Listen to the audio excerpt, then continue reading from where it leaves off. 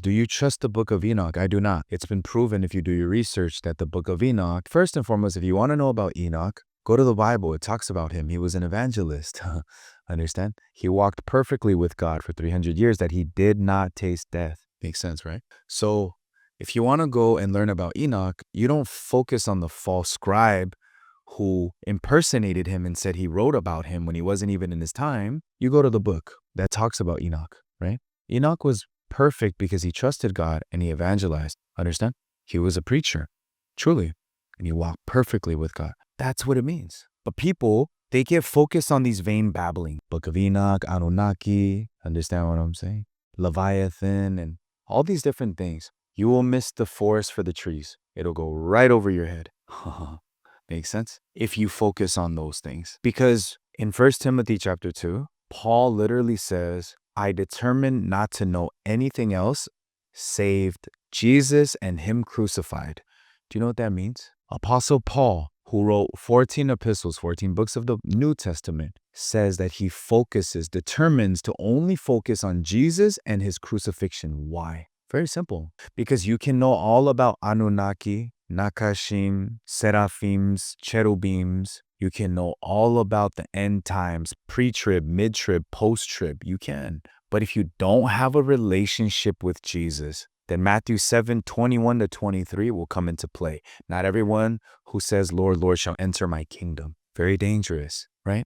He says, depart from me, I never knew you, meaning he needs a relationship with you, not just for you to have a lot of knowledge about him. You guys following me here? So Satan's job is to distract you literally from entering into heaven by focusing on all the wrong things. Why? Because Satan was raised in heaven. He's not worried about the people in the world who he already has in the palms of his hand and he's dragging to hell with him. Who he really wants to trick and who he loves to deceive is people who are part of the church. Why? Because he was raised there, he was born there, he was brought up there. He knows scripture better than any of us combined. And his job is to utilize the church to defeat you. You can even see it in Matthew when he brings Jesus to the top and he asks him to throw him off. He tells him to throw himself off. He tells him to change the stones into bread. He tells him to worship him. You'll notice that Satan also quotes scripture. It is also written. Jesus fights with scripture. It is written. Satan also uses scripture and distorts the scripture out of context and says the angels will not allow you to dash your foot. It is also written. Do you guys understand what I'm saying? That's so crazy. Satan also utilizes scripture. So that's why you'll see people arguing scripture on scripture. They're debating. But I'm telling you guys, the truth does not need to be debated. So if you recognize the truth and you know the word, Hebrews 4:12 tells us the word is discernment. 2 Timothy chapter 2 verse 15 says to study to show yourself approved and give account, right? We have to recognize Satan cannot create anything, but he can distort, he can copycat, he can twist lies, he can twist truths into lies. We need to focus on that. You guys got that? So we have to recognize, oh, I can't always trust everything that comes out of my head. I can't trust just because someone's quoting scripture does not mean you have to trust them fully.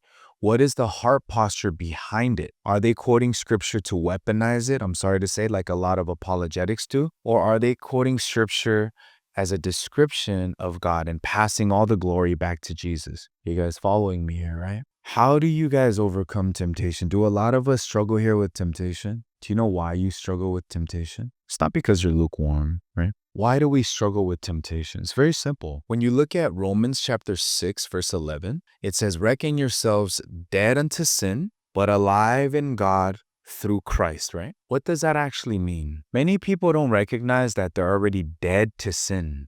That sin, same chapter, Romans 6:14, doesn't have dominion over you anymore. Because you're not under the law, you're under grace. But people don't know the Bible. So people try to resist temptation. But what I'm teaching is, step one, you have to speak life over the temptation. You guys got that? You have to speak it to be free from it. Because when you look at Proverbs 18:21, life and death are in the power of the tongue. When people get tempted, What they 9 times out of 10 speak about is this temptation is too big for me. It's too hard. I struggle with this. I struggle with that. Stop leading with the I struggle. When you look at Adam, what did Adam do? He was given dominion to name the animals. So when he claims something is a rhino, that's what it is. God says in Genesis chapter 2, whatever you call it, that is the name of it. So his words become his reality. That's what he's saying. He's showing us manifestation right here in the Bible that's biblical, not that twisted manifestation. So think about it. I struggle with this. I struggle with that. That's probably why you're always struggling. God says to walk in freedom, but the issue is we walk in bondage. Makes sense? God did not need Adam's help to name the animals. What he was teaching Adam was the power of his words, because your words and what you speak becomes your reality and becomes the truth.